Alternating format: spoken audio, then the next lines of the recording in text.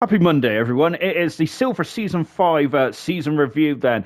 And, I don't want to be biased here, Alex, but I say that this has probably been the best league out of all four, personally, but mainly because I've actually enjoyed sitting back and yeah, enjoying your expert analysis there. But what are you looking forward to when we review Silver tonight? Well, like you said, maybe it's down to the admin, I have to say, but no, it's probably not that at all. But no, the racing I think has been absolutely fantastic in Silver this season. It's been a pleasure to be the admin and the commentator for Silver, and like I said, I've really enjoyed it. Just going through and just putting in. Everyone's been putting in a show. I think it's been, even though it's been a really long season for Silver as well, 24 races, it's been a fantastic season, week in, week out as well. So yeah, looking forward to seeing how the review fares up as well. Indeed. And now we go on to Bahrain then. And, Alex, I think I mentioned last night about if you like Bahrain or not. Let's give it a test then. Do you like Bahrain, Alex? I would have to say my answer hasn't changed. I'm afraid. Maybe I would be keen to try out the short layout or even the endurance layout from way back in the day. But yeah, it's I'd say an average track. It's not a horrible track. I don't dislike it, and I don't never want to race on it. But if I had to pick my favourite track, it wouldn't be at the top of the list, unfortunately, for Bahrain. But not that it matters. So there we go. I'm. We'll talk about the endurance in a minute, but I'm quite surprised that you would rather race on the endurance. But yeah, I still have nightmares from the F1 2010. Just as we now enter into Silver, and yeah, I'm not going to make no bones about it. I've enjoyed Silver. I think it's been absolutely fantastic to watch there. It was good. Well, that's not a good start, but don't worry, it gets better as we go on. Whoops! Yeah. Yeah, we blame Far for that one. As we go into the season, what I think I liked about Silver as well is the qualifying and the race was completely different kettle of the fish, wasn't it? Where we had Fanjo, who was absolutely fantastic in qualifying. He was worldy. I think he had 14 podiums in the end. Fanjo did, and he's already pulling away in this one there. But in the race, it was a completely different story, Alex. There, could you talk about the differences between the qualifying and the race there? What make it just to me? You just have to drive really fast, don't you? Or is that not it at all? I think that's the same for most F1 racers and drivers, that sort of thing. Probably what they're paid for, Sean. But in silver, I should say, I think, like I said, there was the difference there. But like we've seen from Fanjo's point of view, he's a fantastic qualifier indeed. And to be fair, we've seen in some races as well throughout the season that he can do it in the race as well. But I think again, sometimes some drivers are just more suited to a qualifying pace or one lap pace compared to the the longer race pace itself. So yeah, it just depends on who favours what really as well. And I think sometimes it favours some drivers, and again it depends down to the game as well. What type of game style it is. Again, whether it matches your driving style, and then of course which one it favours in that sense as well. I'd say, for example, like I said, I've definitely, well, in most cases, it favours my race pace because I don't have any qualifying pace and don't have much race pace either, to be fair. But yeah, in most cases, I'd say it probably favours. I don't have much qualifying pace at all, just naturally. But yeah, you'll see some drivers have the opposite end of that scale as well. So it's yeah, it's interesting to see, and yeah, it's just it some comes down to driving style and your personal abilities really as well. Of course, one of the best qualifiers in F1 history was a man called Jarno Trulli. But unfortunately, he did have the famous Trulli train, didn't he? Where he always used to be queued up behind him today, especially in Singapore 2008. That was quite funny, wasn't it? Or maybe not, depending if you're a Felipe Massa fan. Right, and we're just watching Farfin Tanga go wheel to wheel. Then I'm going to talk about Farf, and of course I know he's an admin of ours, and I probably am going to be a little biased here, but I think Farf, compared to last season, season has been absolutely fantastic. I hate to say it, but he's only had 3 DNFs this season, and he has scored more often than not. Farfaz there, he's completely changed it. He's completely changed his racecraft there over in such a short space of time. Then, how difficult is that to do? Do you think then going from a driver? Then it's we know that Favre doesn't shy away from overtaking. He still does have a bit of that sass in him. But how difficult is it to go from a driver that's always attack to thinking more about the long game?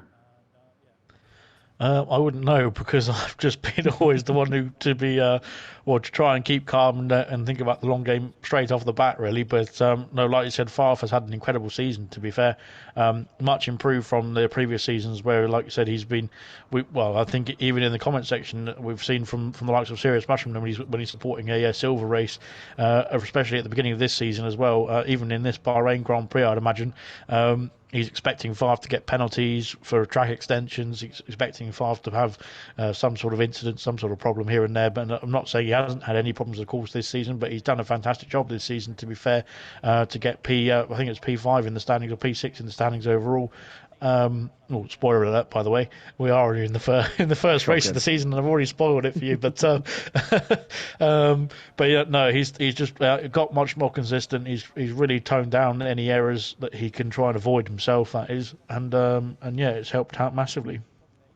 It has indeed. Then I think Favre, for me personally, was one of the most improved drivers of the season. Then, as just watching Casal, who another driver actually. Let's touch on Casal. Then he at the beginning of the season, I think very similar maybe to Sam Green to a certain degree. Then, as we got pot stuff in Woodsy. Then, of course, Woodsy. I think he didn't make any more race appearances after this one. I don't think he was very aggressive indeed.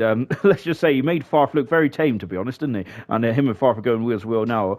But Casal, he had a bit of a nightmare start to the season, and I think even after the halfway stage, I think he was still in single-figure points. But he really turned it around towards the end of the season, Casal did. And another driver that I think that deserves a lot of praise there, who's had a pretty difficult season and has still kept at it. I would say the same for Smithy Almighty as well. Those two drivers have had pretty difficult seasons, but have really kept at it then.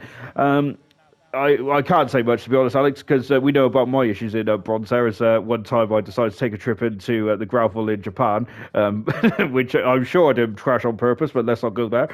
But how difficult is it to continue a race then, or continue a championship where it's not going your way, where you know that you're going to struggle, where you just can't get the hand in the car, whether it's down to these new ground effect cars, or whether it's down to, or whether it's just down to the drivability. How difficult is it, do you think, from a driver's perspective, to keep going?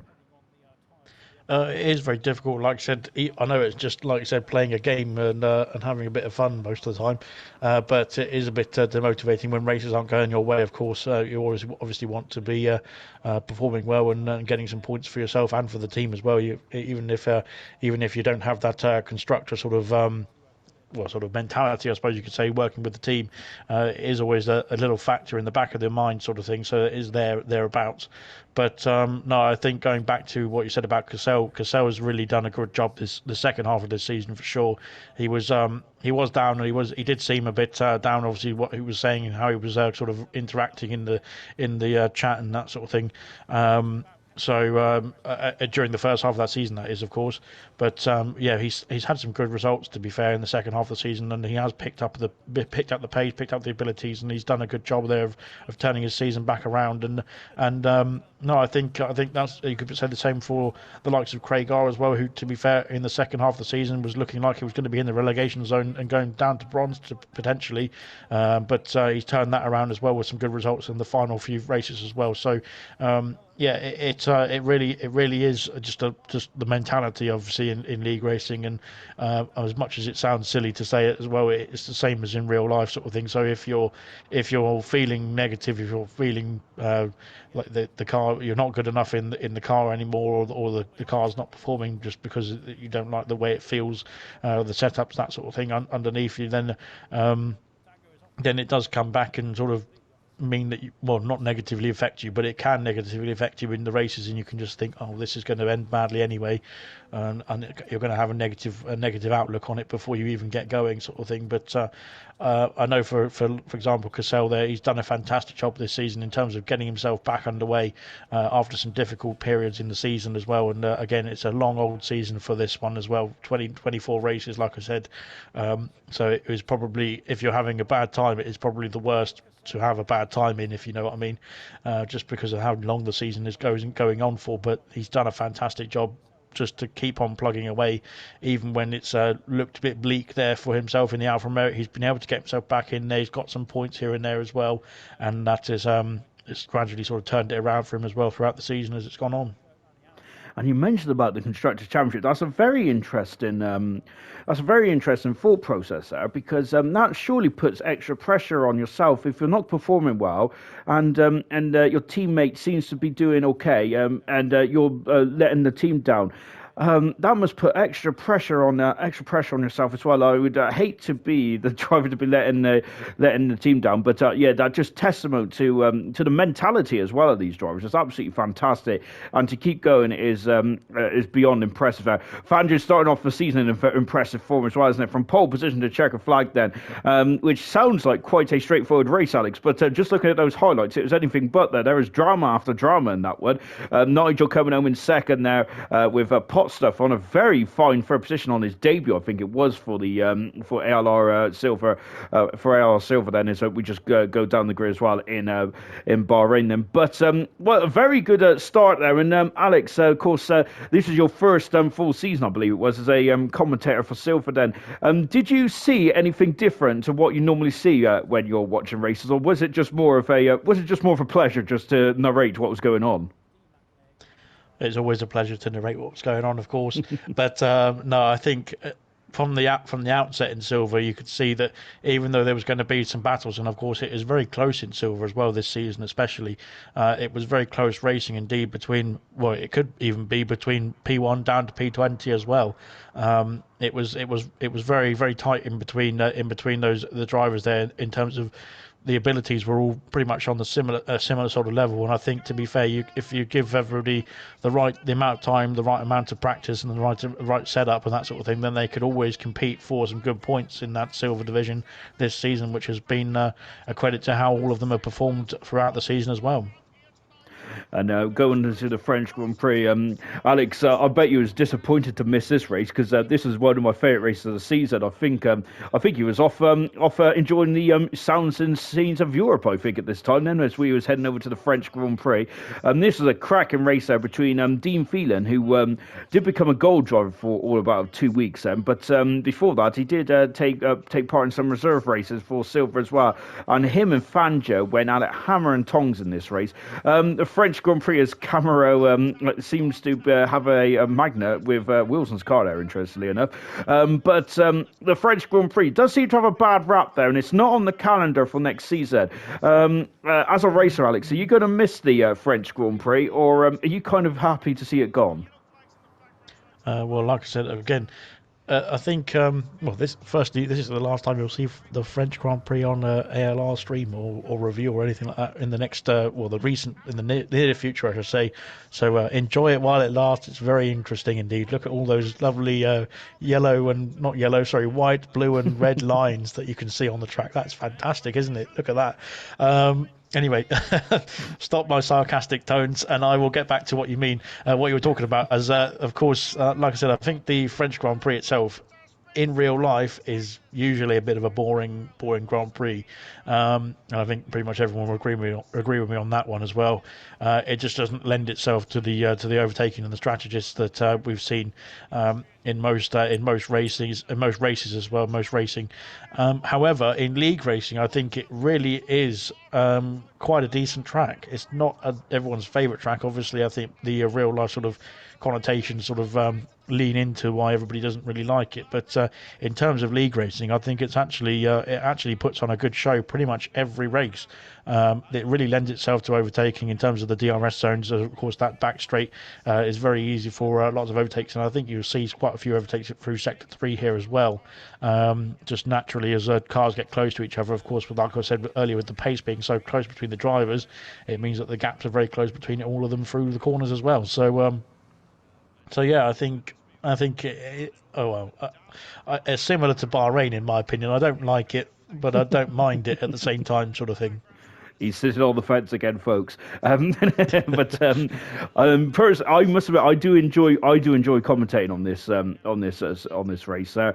And yeah, as you mentioned, yeah, the strategy, the racing is second to none. And I do enjoy the French Grand Prix, and I am gonna miss it to a certain extent now. But I am also looking forward to the new venues that we'll be visiting in season 9 of ALRs. We've got a great bit of fighting here between, and just to be honest, this is an absolute perfect example of what you mentioned, Alex, there, from anywhere from first all the way down to 20th. It could be anyone's ball game, and this was an absolutely incredible fight there. I think it's for 14th position there, but my goodness me, it's like their lives depended on it, and that's what I enjoyed about Silver. It was always a fight to the end of the race, and which was a joy to watch. That we did see a flash of Ultimate Beast there in the McLaren, and of course I think this is his debut for the McLaren team halfway through the season in Silver, and he did a fantastic job there. He missed out on promotion to gold then by I think it was about 80 odd points in the end there. But I think do I put a early championship prediction in it? Well, it'd be rude not to, wouldn't it? Really, I would think the Beast is certainly going to be a regular winner and podium sitter for next season. Looking forward to that. Then, of course, Brabham also making a full-time seat as well from this Grand Prix onwards. Well, I think there's a couple of Grand Prix before actually. And Brabham, another driver that is really really going to be setting the standard of light in Silver for next season. We're on board with reflections there. Alex, man who didn't miss any races at all, whether that was in Silver or 100% now. That is absolutely fantastic. It really is indeed there. Whilst other drivers were struggling to make the 20 races in the ALR season, Reflections made a total of 48 races in ALR in a full-time capacity. He may even made some reserve appearances elsewhere as well. Talk us about that. That's incredible, isn't it, for Reflections? Yeah, and like I said, having the sort of driver-like reflection on the grid is an admin's dream indeed, because he's done such a good job. He's done such a good job throughout the season. Of course, like I said, competing in both leagues in the Silver season, of course, and in the 100% division as well on the Wednesdays. So yeah, every single race that we put on, he's been there, and it's been absolutely fantastic to have him as well. He's done a fantastic job in terms of getting some good points there, especially in the 100% division as well. In the McLaren, he's done a fantastic job. We got P5, I think, in the standings in the end there for the 100% division also, which will come to, of course, in a couple of days' time, hopefully. But in terms of review, that is. No, in Silver, he's again a very consistent driver, a very clean driver as well. He may not be able to get himself there in the points every single time, but he puts in a good shift every time and at least tries his best. Similar to the rest of the grid, to be fair, and that's what it's not just about pace; it's about commitment as well. And I think, to be fair, in most cases, rather than favour the pace, I think I'd rather, as an admin, just have a bunch of committed drivers there that are going to be there week in, week out, at least most weeks in and weeks out, and just trying their best each Grand Prix, whether or not they're super fast or not. It doesn't really matter to me, to be honest. It just matters that they're a good bunch of people. So, and I think that's what has been made me so happy about Silver, to be fair, this season, is that I think the bunch of people that we've had in Silver has been absolutely fantastic. I was about to put my application in there when you said they don't have to be fast, but unfortunately you said a good bunch of people, and that's where I fall out the category, unfortunately. Just taking a list of the drivers that I've got 24 races. I've actually started the most races in Silver. All these drivers, that is far from. We've also got Murphy, Equels, and Reflections have all started the 24 races. That is redonkulous. It really is indeed. And we've got an incredible battle for the top two here between Fangio and Phelan. But yeah, hats off to the four drivers there for driving in every single race. And Smithy on mic as well. I apologise, Smithy. Also, that's 5 drivers that have taken part in 100% in all the races in silver, which is head and shoulders by far out of all the championships. And that's one thing I really wanted to drive home in this review. With fantastic indeed. Talking of Equals, we haven't spoken much about Equals at the moment there, but I think you've been a bit harsh on Equals in this review so far, Alex. There is you've picked 2 races which really hasn't shown its stuff then, but we will get to Equals a bit later on in this review then. But did you want to touch on Equals at the moment, because he did finish runner-up in this championship, didn't he? Yeah, and well, like I said, he's not had the limelight in the reviews as Fangio there crosses the line once again to win the Grand Prix. But no, Equaz with a fantastic run. I think it was Australia in round 3 he won in his first race of the season, that is, and then he of course went on a run of podiums pretty much from there on. He went on, I think it was 8 podium runs he went on, so all the way to Austria. He went from round 3 to round 11 there. He was on the podium at every single Grand Prix from there on in, and it was absolutely fantastic to watch. And of course, there was more podiums and more wins to come later on in the second half of the season also. So no, credit to Equaz. He's been a fantastic driver to have on the grid, and a very fast and very consistent and clean driver as well. It was, and also Equals' dad's also was in the comments as well for most of the streams as well, which was very nice to see. I think me, him, and Sirius Mushroom had a lovely chit chat every now and again, especially when Equals' dad gave us some F1 quizzes and questions, which was very interesting indeed. It was usually where the qualifying session was rained off. And talking of rain, we had a lot of rain in silver, didn't we? There was a running joke that it was always going to rain in silver. We thought it was down to Forest hosting, but yeah, that remains to be seen. I still think that's a myth. Anyway, just taking a look down the rest of the classification here in the French Grand Prix. Then, as Alex said, then this will be the last time that the French Grand Prix will be on the ALR calendar for the foreseeable future. So it's not on the calendar for next season, but it may make a return. It may not. Then, of course, you can never say never in Formula One, can you? Remember that Imola, which will be on the bronze review, is made a return as well, which I think it was quite a happy return to see Imola back on the game. I really enjoyed it anyway. But we'll talk about Imola in the next review then, as I'm getting far too ahead of myself. It's still Monday at the moment, isn't it? Yeah, that was an incredible race there. Of course, Fangio taking 2 for 2 in this review then. However, he was starting to drop away from Nigel in the World Championship at this stage then, as we go to the Temple of Speed, and we're here in Monza then. Ferrari land there, Alex, and this is usually the quickest race in terms of time then, as it is basically flat out with a couple of chicanes in the middle then, really. The lowest downforce configuration on all of the calendar. Of course, Hockenheim also used to have the same T-tray rear wing, but unfortunately they got rid of the Hockenheim fast blast, and also they've also got rid of the circuit itself, which is unfortunate, as we get going now then down to the long drag down to turn 1. With the low downforce, Alex, then of course you're going to be so quick, but how difficult is it to control these cars with such low downforce there? And well, before we touch on that, and then we'll talk about the battle between Nigel and Fangio. This is we did see the flashpoints in gold last night, but now we're going to talk about a flashpoint in silver between Fangio and Nigel then, and I think Equaz got involved as well. But you can see that when 2 drivers that don't seem to get involved in too many incidents, there does seem to be rubbing each other the wrong way after this race, Alex, Nigel and Fangio.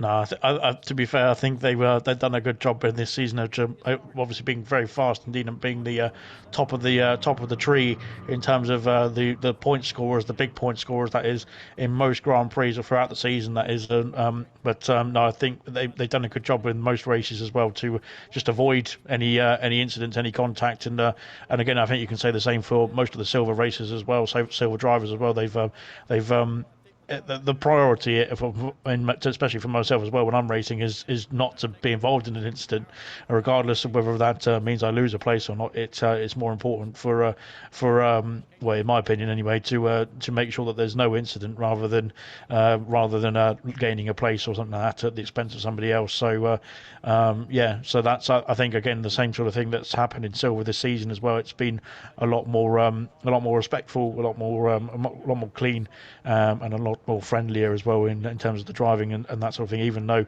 of course, there's battles on track, as we can see here as well. At even after that, you don't have any sort of, I don't know, not retaliation is the wrong word, because if it's someone retaliating, it's usually then being booted out the server after they've done that. But just retaliation in terms of just being a bit more aggressive on the overtakes, that sort of thing. But in silver this season, I haven't seen any of that. It's been, like I said earlier as well, it's an absolute pleasure to be the admin for silver, and yeah, it's been, like I said, unfortunately for Smithy not having a good time through the Ascari chicane though, but yeah, like I said, it's been very good racing throughout the whole season. 24 races as well. Unfortunately for Emerson as well, he's not come off too well at the end of Parabolica there. But yeah, it's just been a good season overall. I think in terms of the racing etiquette and on track abilities from all the drivers. Like I said, being so close in skill level as well has maybe helped that as well, because they can pretty much all be at the same ability. They know exactly what the other driver's going to do at certain points, and maybe where we were saying yesterday as well in gold that some people trying to get used to each other on the track, that sort of thing, maybe being the same ability and matching it all together pretty much on the same skill level has made it easier to get accustomed to everyone's driving styles as well. Unbelievable. How have we got the Hiltons in this race is beyond me. I think that the only race that they've raced in and they're on there, we can't get rid of them, can we? To be honest, it was, I remember watching this race and being really surprised. I'll go back to being sentiment again here, Alex, so apologies, I might break a tear out in a minute, but it was feeling a bit old school here, as we had a Mr. Elite also in the race as well, which is great to see. A lot of the old school drivers in here as well. Of course, we can never get rid of Farf, and we've also got Dan Murphy in here as well, which is great to see. Albeit Murphy now, of course, is racing every single race this season. I think he had the most driver of the days as well, mainly because he lost. He decided not to take part in qualifying. Into the pits there comes Fangio then, and Dylan now takes lead of this one. Dylan now, of course, returned to ALR about halfway through the Silver Championship, and he had a strange incident in Portugal. I'm not sure if it is on this season review. We'll have to find out in a minute. Which I'm just immature, and it really tickled me. Hopefully, we'll see that later on. But Dylan, as a whole, has been. I think he's been fantastic, Alex. He's been quick, and he's really stirred up something in the in the top of the classification now. What do you make of Dylan now coming in and really boasting Williams's season in silver? Yeah, ever since he came in, he's done a great job indeed, and like you said, got some wins, got some good podiums under his belt in the Williams team. I remember his first season in ALR when he was in bronze with yourself, I think it was, when he won, of course, the title there from bronze to get himself promoted in his first season, and then, of course, he took to silver the next season in style as well. I think getting some good wins in that season also. So it's a credit to Dylan. He's always been a good racer. He's like I said, always puts in a good performance and always, like I said, turns up to the races, gets in a good shift, and even when he's been unlucky, he's carried on and soldiered on as well. Like I was saying earlier as well, they've if you're having a difficult race, they're still going to the end, as we can see Beast and Brabbit. They're getting close indeed there into the chicane. But no, like I said, again, I can't fault, and don't think I can fault any driver, to be fair, in silver this season. You can ask me any question about any driver and I'll say the same thing, to be honest. I think they've done a fantastic job this season. Dylan as well, coming in later on in the season, he probably had a bit more of an adapting phase than anybody else, I suppose, because everybody else has already got used to each other, I suppose, on the track, that is. But no, Dylan has done a great job. He's always been a fair racer, and he's just copied and pasted that into silver this season when he's come in. And yeah, again, another driver that's been a pleasure to have on the grid as well. Yeah, and also he's such a calm character as well, because even after me taking him out in Brazil, and he still went on to win the championship in that race as well. But I think that someone reminded me that it was 2 years to the day that happened. So, well, thank you for that. Yeah, I know. That's why I don't race anymore, ladies and gentlemen. As we get a bit tense down into the first chicane, I did mention about the downforce. We go racing again. Then this is where it gets really hot. Then in this Italian Grand Prix, these last last 7-8 laps was absolutely. I was on a knife edge there because I think I was on a knife edge there watching this. This was brilliant, and it actually shut me up in the comments as well, Alex, which is very unusual, wasn't it? But talking about the downforce, our low downforce here in Italy, how difficult was it to control the car then with such skinny rear wings? For me personally, it makes it better. So it seemed okay for me when I was racing around here. But no, I think well, obviously, like I said, the lower the down, well, sorry, the lower the downforce, yes, of course, the faster your car will go theoretically, unless you're porpoising, that is. But thankfully, we don't have that in the game this year. Hopefully, it's not in the game next year either. But no, yeah, obviously, you can go a lot faster with the car with the low downforce, and obviously that helps you set up, especially around the Temple of Speed, such as Monza.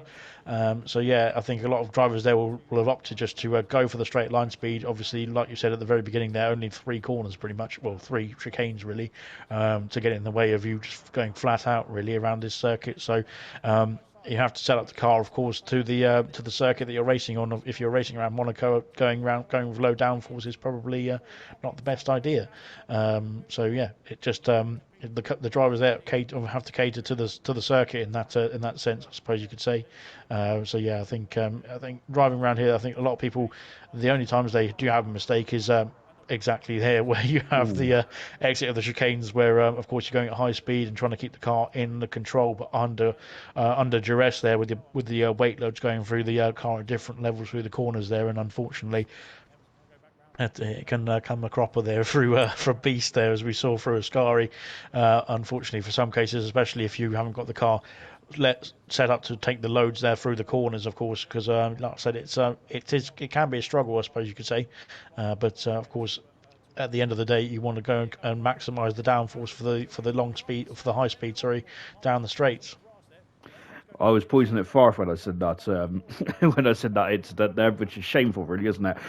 This is where it got a big controversy in the towards the end there. As you seen that Fangio went off the circuit, got a 5 second penalty, and I'm sure he got another 5 second penalty for gaining a position as well. There it is. There, I must say that it was getting very it was getting very interesting, wasn't it? But Alex, you said that there is no animosity. They settled it, and look at that. I can't believe that. I just couldn't believe what was going on here at this stage. And I was just absolutely up in arms. I was loving this. It was great to watch. And Alex, I think I remember hearing you on commentary. It's like the gap is so big, it's 0.5 of a second or something like that, which did make me chuckle. But it was that's a controversy part at the end of that, at the end of the chicane there. What was your thoughts on that there? Did you feel that drivers gave each other enough space there, or did you feel that Fangio could have kept onto the circuit? I think it's very difficult, especially if there's only 3 of you as well battling through that first chicane. It's not a corner that caters to more than one car going side by side, as we saw in real life there with Hamilton and Verstappen, didn't we? So yeah, trying to get through there, trying to squeeze through there with another car and going at high speed as well, with a bit of overspeed potentially for Fangio. So I think that's probably what caused the issue there, unfortunately for Fangio. So no, I think it was a bit of an error there. It was just a mistake. It wasn't anybody at real fault, unfortunately. But it was really close racing, and like I was saying, the top 3 in the championship there. I think it was Nigel there in P1 at the time, Fangio in P2, and Ekwaz in P3 in the standings. That would be at this point in time. We're literally separated by less than a couple of tenths, pretty much, from between all 3 of them. And now Brad as well joined the fray. Same for Dylan, same for Dopey Lemons as well. They've all got themselves into this fight, and that's what I'm just saying. It's been so good in silver. It's been so close in silver, and that has just really put paid to. It could have been an absolutely disastrous season, I suppose you could say. If on the flip side, it could have been so close racing between all the cars, all the same level of ability, and then just incidents all over the place. But the standard of driving has been absolutely impeccable from Silver, I suppose, this season, and it's been a pleasure. Yeah, we need to ram home that point. To be fair, because you're exactly right. Those incidents that we was watching there, even I've watched this 3 times, and I'm still like wondering how they didn't crash into each other. In other championships and other leagues, that would have been a almighty shunt, and there would have been probably 3, 4 cars out of that race. There would have been another safety car, and then it just would have been anarchy. But all the drivers in silver in that race, I thought was absolutely exceptional. The as we mentioned there about just how low the downforce was on the cars and just being able to control it in general was fantastic. But those last 7 laps, I was in awe, and I think it was so incredible to watch and absolutely amazing. I was lost for words. I'm lost for words now, and I've watched this 3 times and I still don't know what to say. I'm out of words, Alex, of just how incredible that was. But it was incredible. That was I said France was my favourite race of the season. I think that I've changed my mind again. I've gone from Italy. It was brilliant, that one was, and yeah, just how no one crashed into each other, and how they've and it's the same standard week in, week out. It wasn't just Italy. It was all over the show, wasn't it? It was from Monaco, from Singapore, from Zandvoort. It was absolutely perfect racing near enough. It was faultless, which was magnificent to see. Then, it was magical. Then, so we just go down to the final. Well, it probably wasn't magical for those drivers there who unfortunately DNF there. And so we now go to yes, this is where we had an interesting issue with Dylan there, which just shows how immature I am with this game, and unfortunately just shows that we still there's a couple of bugs still going around here. But Portugal, Alex said, I'd say that this circuit, as a just a track just to enjoy time trial on, is probably in the top 5 for me. As a race circuit, I do find it difficult, but that's because I got real bad concentration levels. But I want to know what your thought is on this, because I do think that this is a circuit you may enjoy. Am I right on that one? It's an odd one, this one, because yeah, I think I like it. I think I like the format of the circuit where you've just got sort of, well, almost flowing corners there through different elevations as well, as you can see through here, turn 4, but and throughout the lap, of course, as well.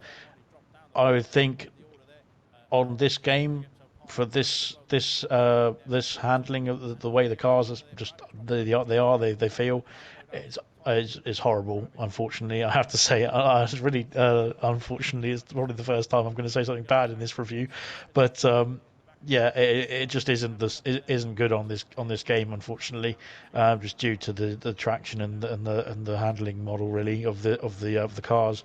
But nothing said, it does usually promote some interesting racing, put it that way. I think on the next game, on the new game, actually, it's probably one circuit that's going to be flipped on its head in terms of the impression of it. I think it's going to be quite good for racing on the new game, actually. So unfortunately, I don't think it's going to be on the calendar for ALR in season 9, but potentially we'll see a return for season 10 even, if it's still about, if we're still about, that is as well. But yeah, I think. Again, in real life racing, it makes it interesting. Again, I think the elevation changes and the speed you're going at through these corners and through the elevation changes as well make it more of an entertaining Grand Prix. But then again, you need to have the traction as well, especially going up that through that right-hander, sorry, up that hill, and then through the next couple of corners as well. It's usually almost impossible in this game as well, especially if you've got overheated tyres as well. It's a nightmare. Testament to all these drivers as well, because as VTOD having a bit of a nightmare race, and unfortunately a nightmare season as well. But testament to those drivers though, because all the beasts on the outside. If I can't even get through that corner on my own, let alone side by side. That's fantastic there from all the beasts as he comes into the pit. Said it's very hard for me to say this, but VTOD had a bit of a nightmare season, unfortunately. The man who's I think he's raced 76 times in silver. He's such a part of the furniture in silver, isn't he? But a very uncharacteristic season for VTOD, where he just hasn't been able to get to grips with these cars. Remember that VTOD, multiple podium sitter, and I think he's, and on occasions as well, he has been on the front row of the grid there. But VTOD really struggling, and which is really hurts me to say, to be honest, unfortunately for VTOD. But hopefully, I really hope that we see him in ALR next season, whether that's in silver or somewhere else, because I really do. I'm a big fan of VTOD, as like Alex touched on earlier. it's of course I do drivers that like when they've been around for such a long time. Of course, you do start to support them, which I probably shouldn't say, should I? Really, we're meant to be unbiased, but you know you can't help it sometimes. Into the pits comes Equals there. Might get fired in a bit as well. And as out of the pits now comes Equals. But also I just want to say a big shout out to Gordo then, who started the season. Unfortunately, struggled. He left the championship for a couple of races, then came back in, Alex. So, but Gordo. Was more of a midfield to tail ender, which is, and Gordo is a man who's a driver who's been like at the sharp end of the field. So how difficult has it been for Gordo to adapt to going from at the sharp end of the field there with a couple of pole positions, a couple of wins, and a couple of podiums to having to just settle for like the low end of the points? Yeah, I think it has been a bit of a struggle, like you said, and credit to Gordo and Vitod. Both those drivers there have had difficult seasons this season, and they've both been carrying on with it and plugging away in there. And like you said, hopefully they are back in some capacity in ALR next season as well, because they are good, like committed drivers and talented drivers as well. And hopefully it's just the game. I think it might just be the game that's, as we can see there's the glitch that you were talking about with Dylan. Yeah, it's just down to the game that they just had difficulties there, trying to get used to it, and it just didn't cater to them. So hopefully on the new game on 2023, it'll be opposite way round, and they'll be back to their best. And usually, I would expect that as well. To be fair, I think with the way that we're hearing the game's going to be faring up as well, it should be catering back to their when of course Gordo and Vitod were at their peaks in ALR as well on the older games as well. It should be very much more similar to that there. So yeah, looking forward to that, because that'll be much more interesting to see how they're going to fare as well in this Grand Prix or in this season as well next season. Yeah, I'm not going to make no bones about it. I've already said that Silver's been great this season. As Lucifer showing us some of the not so great driving there. But one thing that I have been sad to see is seeing the greats of Gordo and Vitod struggling every now and again. Then, so I really hope to see them back at the sharp end of the field there. Just as we just got a safety car as the last twist in the tail then, because Nigel's on course to win the championship here, Alex. Nigel there, 8 wins this season in ALR Silver. It was down to his consistency, because I'm sure that AlphaTauri in total had about 18 podiums in the end, something like that, as a constructor, and I think 17 of them was Nigel. I have to find me a stat book in a bit to see the actual number there. But talk about Nigel then as a whole this season, and he has been pretty phenomenal. And with this late last curveball as well, he threw on the medium tires, which I thought at the time was a mistake then, but just shows how much I know. But he just controlled the race, even at a stressful time like this. And Nigel has just been absolutely so laid back. He's been very chilled, hasn't he? He's so laid back, he almost fell over. Talk us about the season from Nigel. It's been an incredible season. I think both, like we saw in yesterday in gold as well with the AlphaTauri of Troy. It's been a mirrored image, or if not even better image, in silver for the AlphaTauri driver of Nigel there as well for the championship. Of course, commanding victory in the championship in the end. Of course, culminating in this Grand Prix. It was when he was crowned, I should say, the champion of silver season 5 here in Portimao. But no, it was an epic season indeed, and again, similar to gold as well. We had the top 3 there that were fighting for the championship there throughout most of the season as well. The likes of Nigel, of course, who eventually won it, Equaz as well, and Fanjo, who were very close behind as well, and they were competing for the race wins, especially through the first few or couple of thirds of the season as well. Those 3, you couldn't tell which one was going to come out on top each Grand Prix until the checkered flag, really. So yeah, Nigel's done a great job of just keeping going this season as well, putting in some great performances indeed.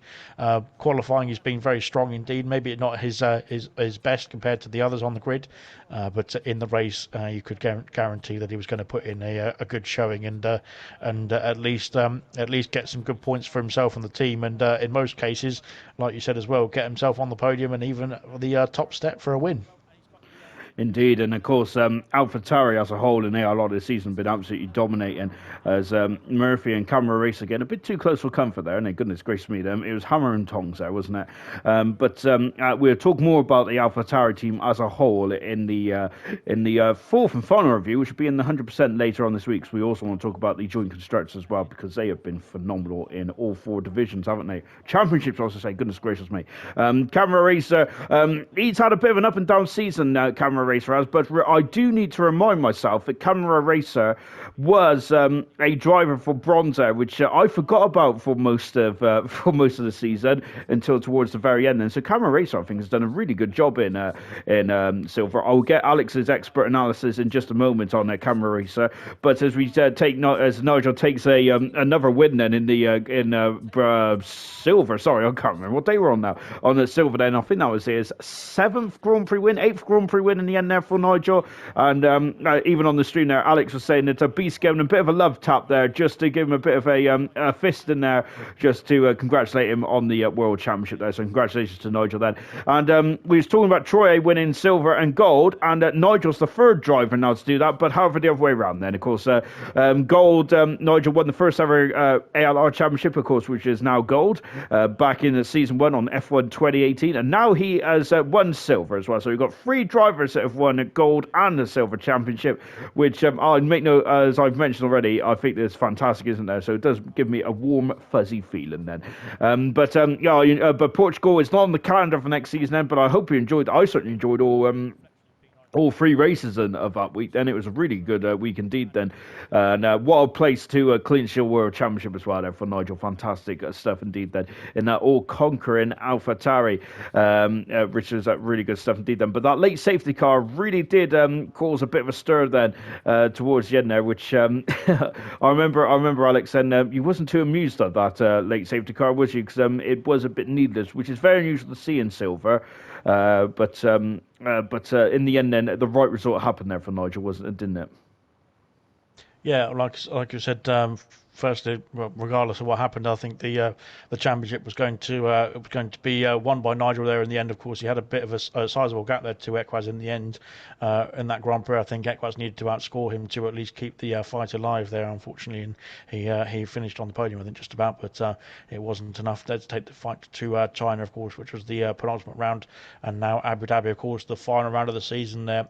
Just on Camara Racer, he's, like I said, had a horrible start to the season as well in the Ferrari. Both the Ferraris there having a struggle in the first half of the season, but then since then he did pick up the pace there, got himself back underway, and got some more points for himself and the team as well. So like I was saying as well, but back in Bahrain with Cassell, I think it's the same sort of thing with Camara as well. Just keeping on going and then switching that mentality around then after some difficult races there, and just trying to get himself back underway really.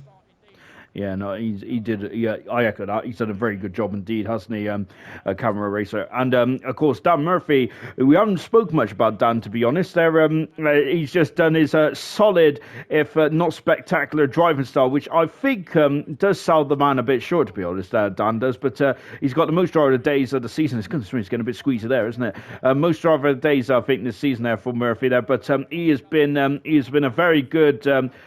I'm not sure if I can really say it. A second driver to Equaz. Equaz is phenomenal, isn't it? But I can't believe I'm saying that Murphy's a second driver. But he has been such a solid point scorer for the Aston Martin. But it just shows how good the AlphaTauri of Nigel and Farf have been over the course of the season. Unfortunately, Farf is not having a very good end to the season towards the end there. I wonder if it is a bit of fatigue there on the game itself for Farf. But you can't take nothing away. I think he's had a great season there, Farf has said. This race, though, was won by Irvine in the end. Oh, that's a spoiler alert. But it's won by Irvine, and it was Irvine went on this strategy. Oh gosh, I can't. I thought he was in the wall there. Where's he going there? Yeah, I know. I think he was like, "Where's he off to?" But Irvine now, after that, after a bit of a shocking exit there of the chicane, now Irvine did go on to win this race there, and. Alex, what do you think? Where has this pace from Irvine been all season, or do you feel that he's just been unlucky?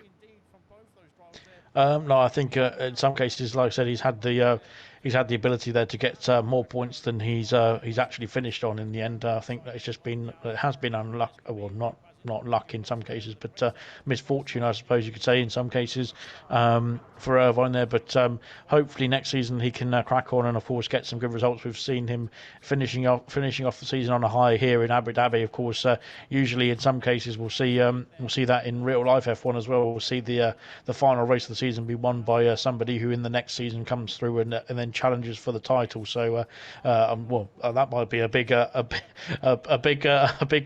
pressure on his shoulders there, just to say he's going to be going for the title next season. But sorry about that, Irvine, if that's jinxed you there. No, I think he's got the pace, and like I said, he has the pace potentially to be on the podium more regularly than he has been, especially this season. And I think, like I said, maybe starting further down the field has hindered him in some cases. They're trying to get himself through the order. Maybe qualifying isn't his best sort of forte, but in this race he put on a great show in qualifying. He had the setup ready for the race as well, and he put on a great show indeed. He did, and I was quite happy for Irvine for him to win this final race. And of course, as we mentioned there, Percy also won the final race, didn't he, in the Gold review? And we're hoping that he'll be able to kick on as well, as we've got a bit of slipstreaming going on here between Irvine and Ultimate Beast, and a bit of weaving down the back straight. As long as you don't weave into the braking zone, it should be all fine and dandy. But I know that a lot in real life racing, it's a bit frowned upon, isn't it, the weaving then? But what is your thoughts about the this weaving? Because we do see a lot of this in gold, silver, and bronze. The weaving in here in Abu Dhabi. What are your thoughts on that, Alex? Well, like I said, you're allowed the one move in the brake, well, the one move before the braking zone, aren't you? So, I would try and limit it myself to only one move, just to make sure that it wasn't going to be getting in the way. Of course, like I said, it's maybe not even it may not even be just between yourself and the driver that you're trying to get away from. It could be just distracting the drivers around or further behind. I think that's the reason why in real life F1 as well they've just sort of abolished that sort of thing anyway, just because of the risks that it plays rather than any incidents actually coming from it as well. But it just looks precarious, and as far they're having a bit of a spin as well, unfortunately.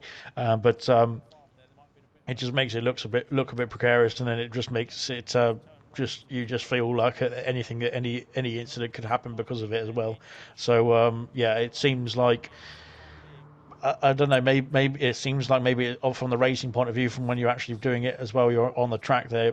It feels all right, but you just need to make sure that keep it to a minimum to obviously avoid any penalties and that sort of thing coming your way. So so long as it's fair and it doesn't cause any issues, then like I said, I don't think it's too bad. But as in this case as well, but obviously if it's excessive, then people start getting involved in issues because of it as well. Then that's when it starts becoming a bit of a more of a problem. Put it that way.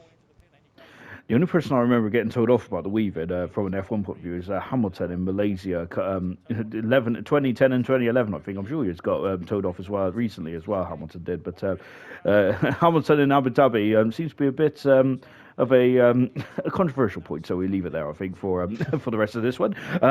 We want to end on a high, I think. And talking of a high, I'm looking forward to next year, Alex. Of course, we no disrespect to Irvine, but I kind of hope that that commentator's curse does come a little true, mainly because the amount of times that I've predicted someone the season after to go on and take a championship, they've usually it's usually got a bit pear-shaped for them. So selfishly, it will make me feel better, but of course, I'm a massive fan of Irvine, to be honest. I kind of, as Cameron's gone for a spin there, I do think that Cameron's going to be a big player next season in silver as well, in my opinion. But I do think that Irvine will have a strong season next season. I'm looking forward to silver. But Alex, have you got any any funny feelings about who you think is going to be the challenger for next season? We've got a couple of drivers that may be coming down from gold. Then we've got a couple of drivers coming up from bronze as well. Of course, I'm not going to mention their names, but two of them, the two that are coming up are pretty formidable. But what are you thinking?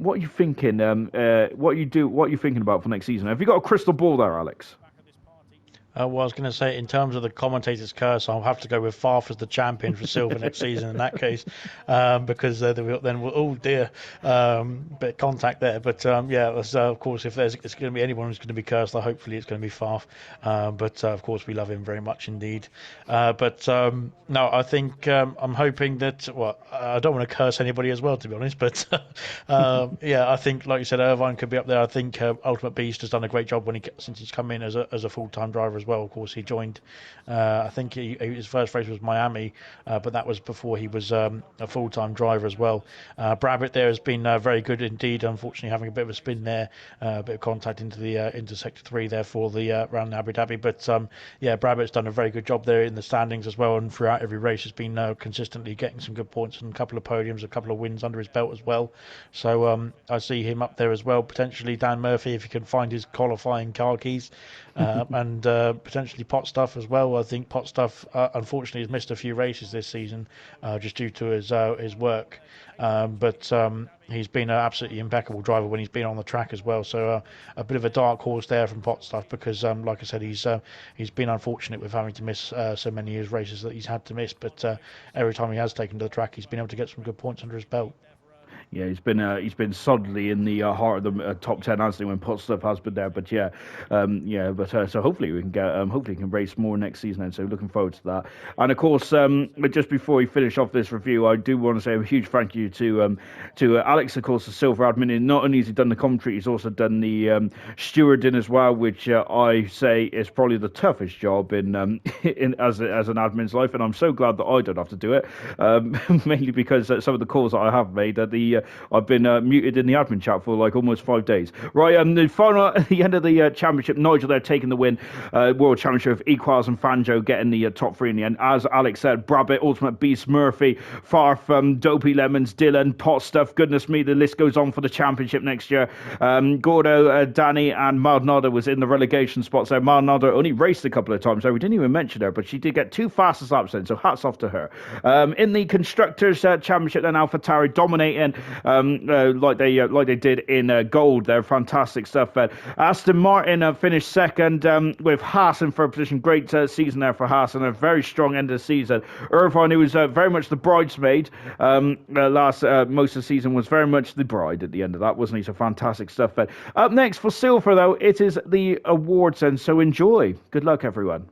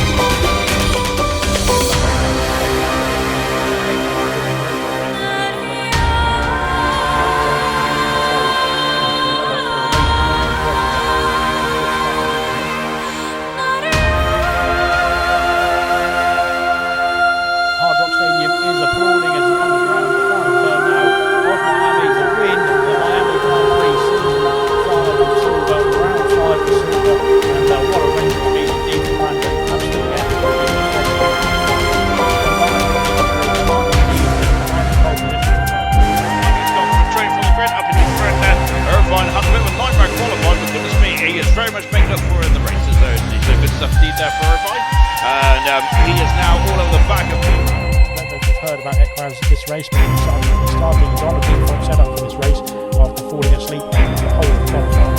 So there is your update on Ekbaz. He's got to be holding up with him, I think. Rabbit joins the party as well now.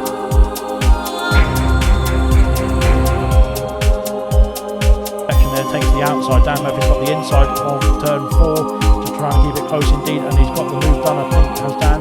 But there it turns to the inside, of course, now for turn 5. Let's see if Reflection can hold it around down the inside, I should say.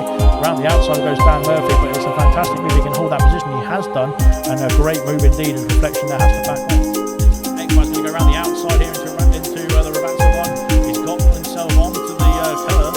He's gone for the move. He's got the move done. He's up into P2. He's got the move on the hat. And now Flandre down into P. Dylan now backing away there in towards the second two scarces as well. This is going to get tight indeed. Erlen goes around the outside. What a great move indeed there from Dylan. What a move indeed from the Williams driver. That is fantastic stuff indeed there from Dylan.